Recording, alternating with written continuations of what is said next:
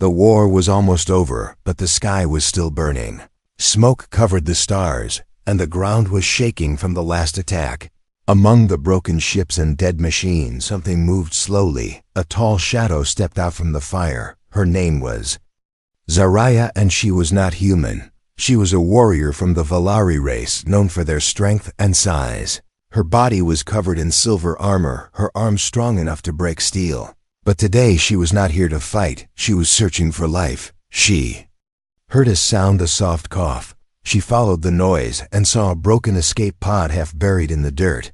Inside was a human soldier barely alive. His body was small compared to hers. His arm was bleeding, his chest rising slowly. Zaraya bent down and looked at him. He looked back with tired eyes, not afraid but calm. He whispered something, but she could not understand the word. Zaraya picked him up like he was weightless. He didn't resist. He only looked at her face and gave a weak smile. Her heart jumped a little, and she didn't know why. She turned away and walked quickly towards the hills. Bombs were still falling, and the sky was red. They reached a cave. It was cold and dark inside, but safe. Zaraya placed him gently on a rock. He was shaking from pain. She tore a piece of her cloak and pressed it on his wound. He winced but didn't scream. He looked at her again, his voice soft like wind. "You saved me." Zaraya didn't answer. She didn't know the answer herself. She was not supposed to care. She was trained to fight, not to feel. Her people told her that humans were weak, soft, useless. But when she looked into his eyes, she didn't see weakness. She saw something else, something warm, something dangerous. She moved to the entrance of the cave and looked outside. The fire in the sky was fading. Night was coming, but something inside the cave caught her attention. A blue light glowing from the deep end. She turned slowly, eyes alert. Zaraya was a warrior, but now she felt nervous. She walked deeper into the cave. The walls were smooth, not natural. She touched them and they lit up. Symbols appeared glowing softly in the dark. She whispered to herself, "This is not a cave. This is a structure, ancient, maybe alien." Behind her, the human soldier tried to sit up. His name was Ale. He watched her tall figure moving with silent steps. He felt strange, not afraid, not small. He felt safe. Zaraya reached a round door at the end of the passage. It opened on its own. Inside was a round room full of old machines and floating screens. One screen turned on, showing a symbol she had never seen before. She stepped inside. The door closed behind her suddenly. A soft voice filled the room. "Welcome, compatible pair detected." Zaraya stepped back, her eyes wide. Compatible? What does that mean? She turned and ran back to Eli. He was sitting now, his face pale but smiling. "That's some fancy tech in there," he said. Zaraya ignored him and helped him stand. "We must leave now," she said. He laughed a little. "I just got comfortable." Zaraya looked at him. His hair was messy, his skin bruised, but his eyes still calm, still warm. She felt something again. Something she didn't have a name for. Him, not weak. "You know," he said. Zaraya frowned. "I didn't say you were, but you think it. All your kind does." She didn't reply. She sat beside him, the silence growing heavy. The fire outside was gone. Only stars remained. Eli looked at her. Her silver armor was scratched, her face tired, but to him she looked strong and beautiful. He whispered the words without thinking. "You're the most beautiful thing I've ever seen." Zaraya froze, her body stiff, her heart loud. No one ever said that to her. Not in her whole life. She turned her head slowly and looked at him, her eyes full of questions, full of fear. Not fear of war, fear of feeling in the quiet cave with the stars watching above. A giant warrior and a human soldier sat side by side, one afraid of breaking him, one afraid of touching her. Far away in the deep part of the structure, something old, something silent, something watching. Woke up. Zaraya could not sleep. The stars outside were bright, but her thoughts were darker. She sat at the mouth of the cave, her back straight, her eyes cold, but inside her chest a storm was growing. She had never been this close to a human before, never heard such soft words, never felt her skin heat up just from a voice. She remembered the lab, the machine, the word compatible. That word echoed in her head again and again. Her people never used that word. They used words like weapon, soldier, asset. Never partner, never love, never choice behind her. Eli shifted in sleep. He had made a small bed of blankets and metal sheets. His breath was slow and calm. He was healing. But still weak, she had wrapped his wounds with care, hands shaking a little. She hated that she noticed how warm his skin was. She hated that she did not want to leave his side. She stood up and walked back into the cave's deeper section. The walls still glowed with soft blue light. The door to the lab opened again. As she stepped closer inside, nothing had moved. But she felt something watching. The machines were silent, but awake. A round screen blinked softly, then showed a symbol, a Valari symbol. From long before her birth, it meant breeding program. Zariah's fists clenched. She had heard whispers in training that her people were not born naturally, that they were made, built in labs mixed with ancient genes, built for strength, speed, and silence. No softness, no bonding, no mating, just purpose, just war. The screen showed an image of two figures, one tall, one small. Then it displayed strange patterns. Genetic markers. Match found. Zariah stepped back, her breath quick. It was pointing at her and Eli. Match found. Compatible pair. Her voice cracked when she spoke. No, I am not breeding material. I am not made for this, a voice replied from the machine. You were made for balance. You were made to evolve. You are the first in centuries with unlocked emotional. Coda. Zariah turned and left the lab. Her chest felt tight. She did not want to feel. She wanted war. It was easier than this outside. Eli was awake. He looked at her face and knew something was wrong. You look like you saw a ghost. She sat down beside him. Too close but not close enough. Your people, she asked slowly. Do they choose who to love? He blinked, then smiled. Sometimes we choose, sometimes it just happens. Most people hope it happens. Zariah looked down at her hands. My people do not. We are chosen or rejected. We are measured by strength and size. They looked at me and said, too big, too wild, too dangerous, unfit for bonding, unfit for breeding, unfit for love. Eli's smile faded. He moved closer, his voice soft. That's not true. They don't get to decide what you are. She turned her head slowly, her eyes unsure. You are not afraid of me. He laughed a little. I probably should be, but I'm not. She reached out one hand slowly. Her fingers hovered above his. Then she pulled away. I could crush you. He looked at her hand, then at her face. Then trust yourself not to. There was silence. Only the sound of the wind outside. Zariah leaned back and looked at the stars. Once they made her feel small. Now they made her feel possible. Eli touched her shoulder. Just a little, just enough. Her body tensed, then relaxed. Somewhere deep in the lab, the AI recorded everything. It marked their bond level as rising. It activated the next phase quietly without telling them. Zariah didn't know what would come. She only knew one thing. When he looked at her, she didn't feel like a weapon anymore. She felt like a person. The cave had gone too quiet. No wind, no echoes, just air that felt heavy, like something was holding its breath. Zariah stood near the lab door again, her eyes scanning the glowing lines across the wall. The symbols had changed overnight. New words appeared in a language older than her blood. Unknown protocol. Signal received. She touched the panel, and the wall responded like it knew her. Not just her species, but her. It showed her face. It showed Eli's face. Then it showed a warning: compatible pair in unstable environment. Activate sanctuary sequence. She stepped back and turned to look toward the main cave where Eli was resting. He sat against the wall holding a cracked water can and smiling like nothing had changed, but everything had.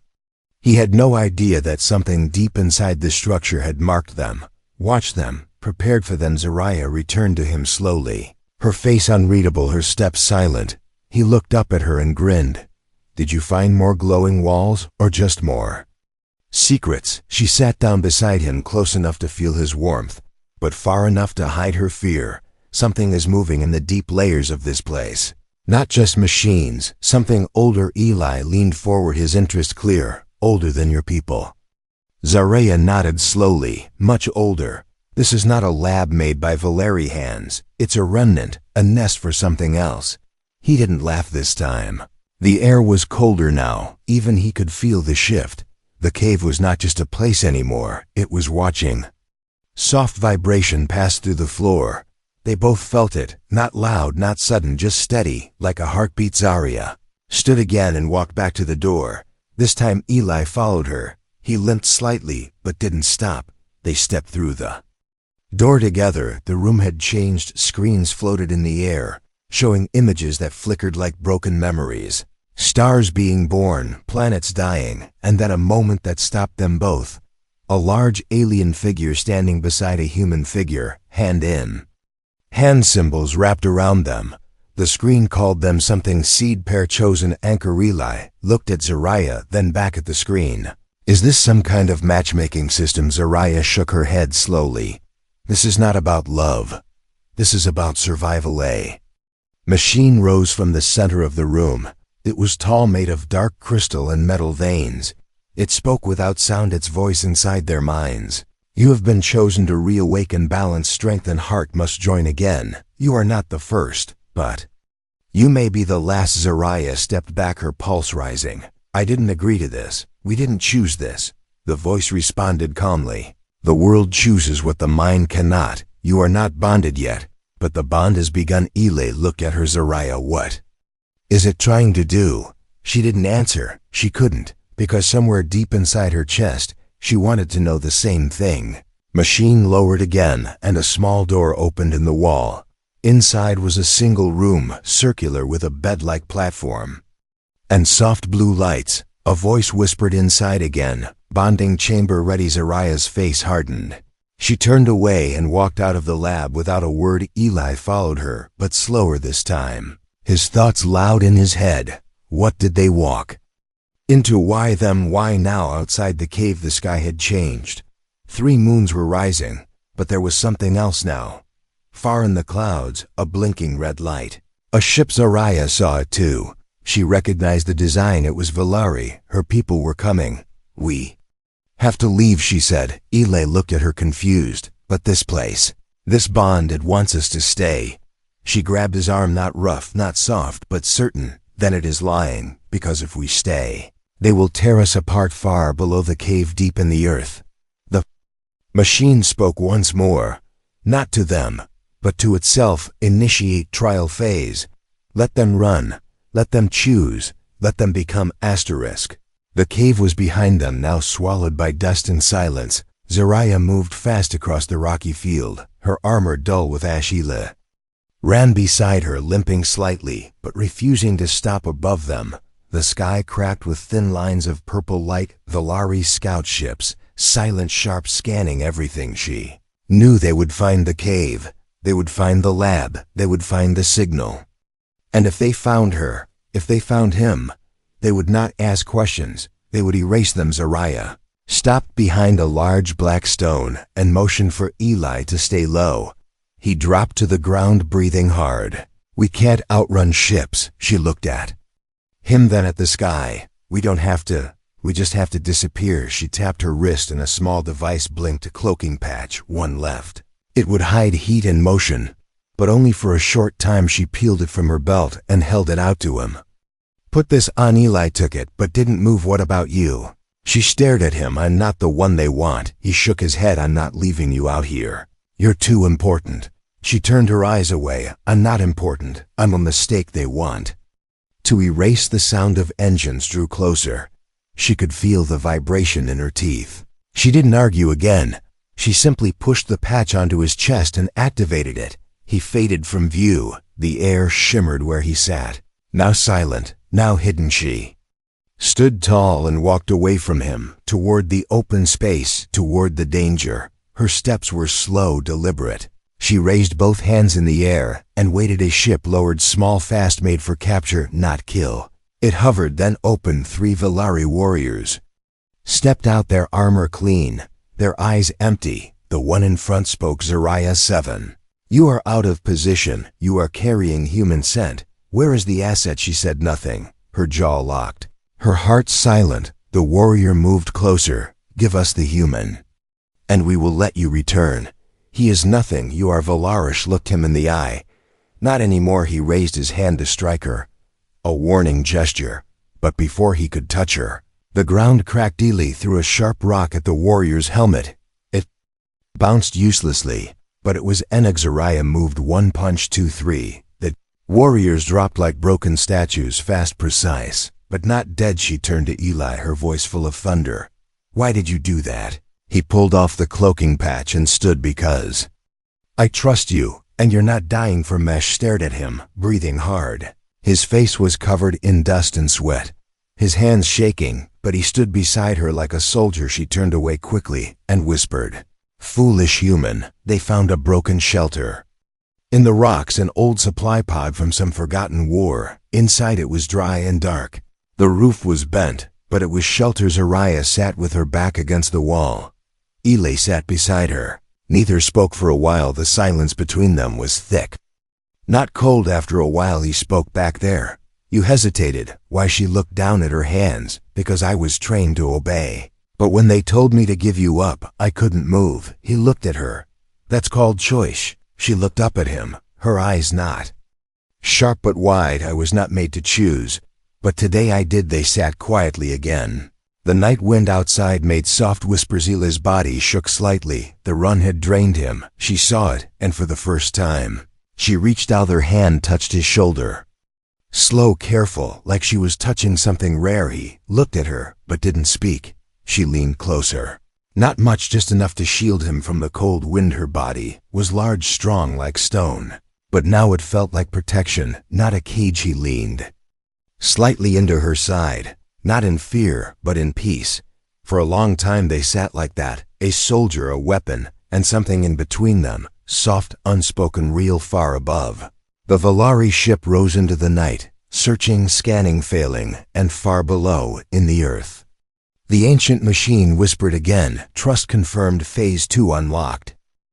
The desert wind had stopped. Even the stars above seemed frozen. Zariah stood outside the broken shelter, while Eli slept inside. Her eyes scanned the horizon, but her mind was deep below the earth. Back in the lab, back in the moment when the voice had whispered, "You are not the first, but you may be the last." She pressed a small metal piece in her hand, a shard taken from the lab wall. She had sliced it free when the machine wasn't watching.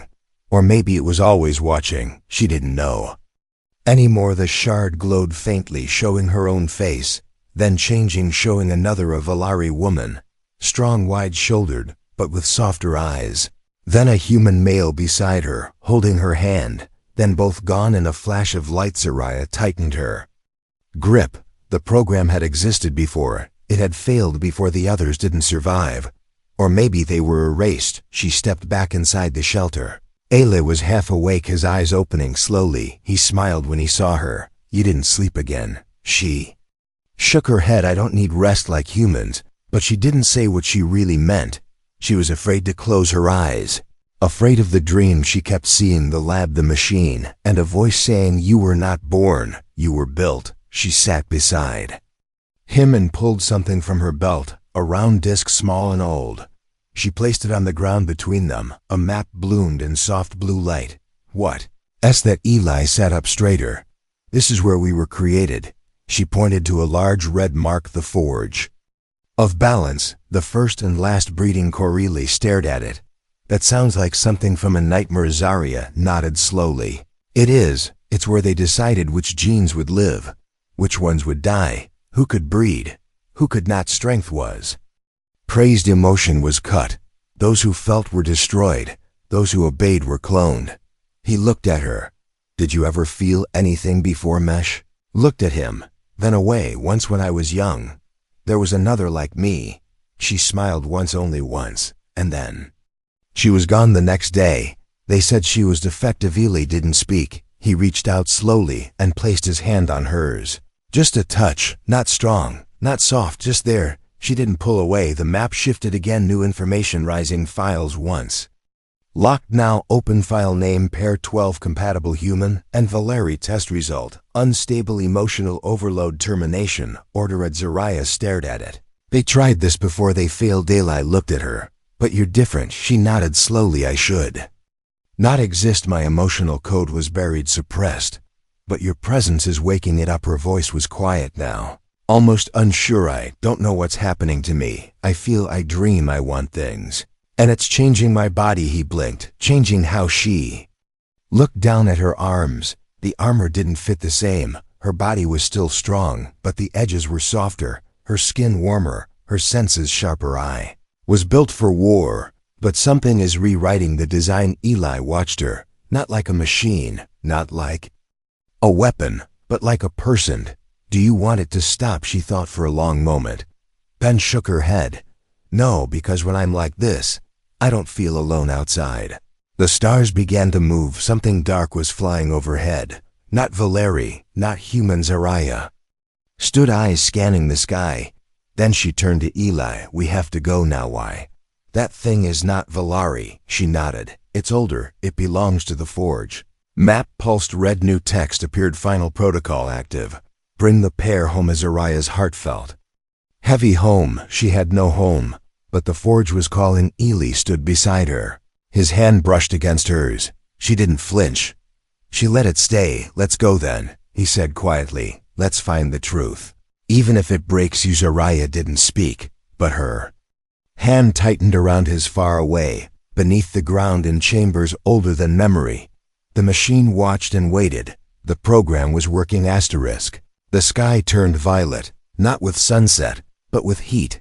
A beam of silent light cut through the clouds. Not fire, not thunder, just stillness that made the world stop breathing. Zariah and Eli ran across the dead plain, their shadows long behind them. They did not speak. There was no need. The machine above had found them, and it was not Valeri, not human, not kinda.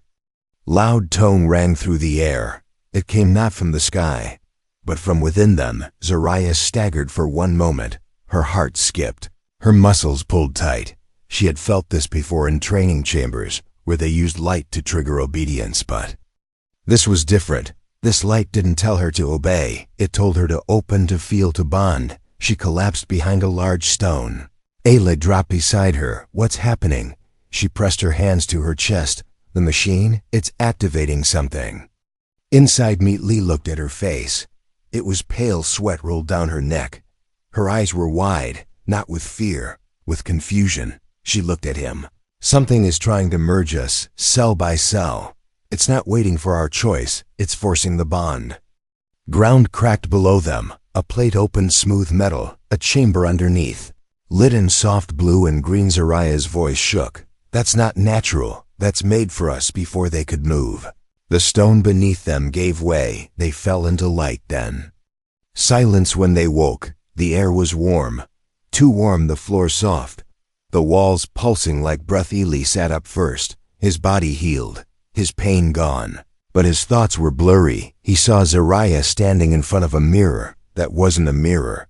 It was a field of living metal. It showed her image, then twisted it smaller, softer, changed. She whispered, it's rewriting my body. It's adapting me for bonding. It thinks this is what I need to be loved. Eli walked to her side. It's wrong. You don't need to change. Not for me. Not for anyone. She looked at him. You're not afraid of me even like this. He shook his head. Never. The machine spoke again. You are nearing completion. Genetic convergence at 74%, emotionally stabilized, biological syncing in progress. Araya stepped back. Stop. We didn't give permission. We didn't ask for this. The machine responded. The pair was chosen. The survival of balance depends on this union. Nele placed a hand on the wall, then turned to her. They're not giving us a choice, but we can still decide one thing, how we feel. She blinked slowly. What do you mean? He moved closer. I'm not afraid of the bond, but I want it to be ours, not theirs, not forced, not programmed. Zariah looked at his face, human, small, strong, in ways her people never understood. He was not made for war. He was made for choice, and somehow she wanted what he had. She walked to the center of the room, where the platform glowed soft and slow. She placed her hand over the light, then looked at Ellie. If I choose this, not for them, not for duty, but for you, will you stand beside me? He stepped forward. Always. She pressed her hand into the light. The platform reacted, but slower this time, not forcing, just responding. The room dimmed. A wave of golden light passed through them both. Their breaths sensed. Their hearts matched beat for beat. The machine recorded the data. Manual override detected. Voluntary convergence, successful core imprint, initiated. Zarya felt it in her bones. A soft heat, a quiet strength, not a weapon, not a command, but a bond. Her skin shimmered for one moment, not changing who she was, but finishing what had already begun. She looked at Eli, and for the first time she did not feel too big, too dangerous, too different. She felt chosen. The chamber opened, the light faded. The world above waited. Eli reached for her hand, and this time she did not hesitate. Together they stepped into the light, not as weapon and weakness, not as soldier and survivor, but as one far below. The ancient machine whispered, balance restored, final phase ready. The sky was quiet, for the first time in months. No ships, no fire, just clouds drifting like soft thoughts, and beneath them, Zarya stood still, watching the horizon shift with morning light. Her armor was gone, not broken, not lost, just left behind. She did not need it anymore. Eli stood beside her, barefoot on the grass, his hand in hers. He did not speak. He didn't have to. Behind them, the great forge had collapsed, not in ruin, but in rest. The machine had gone silent after the final sequence. Its voice no longer needed, its mission complete. The world had changed. The war was over. Zarya looked down at her hands. They were still strong, still wide, still shaped for battle, but they no longer trembled when she touched. They no longer hesitated to hold her. People had seen her return from the forge, not with weapons, but with Eli. And something inside her, something new, something impossible. She was not supposed to carry life. Valari were built sterile, emotionless, clean tools of strategy and strength. But the bond had rewritten her design, and now her body was shifting again, not to be smaller, not to be softer, but to be more inside her. Two hearts beat, one hers, one new. She placed a hand on her stomach, still flat, still quiet, but alive. Eli turned to her, his voice low. Do you feel it? She nodded. Yes, all the time. He smiled, not nervous, not overwhelmed, just amazed. She sat on the ground. Let the grass touch her skin.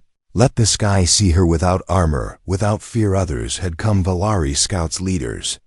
They stood far off, watching, whispering, unsure what she was now. Some wanted answers, some wanted her gone, but no one dared step forward. Not after seeing what she became. They called her anomaly.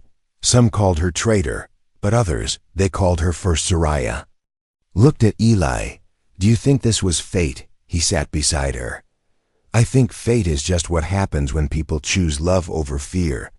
She let the words sit in her chest. For so long, she believed she was too much, too big, too dangerous, unfit. But now Eli leaned against her shoulder, and she did not feel heavy. She felt grounded. He looked up at her.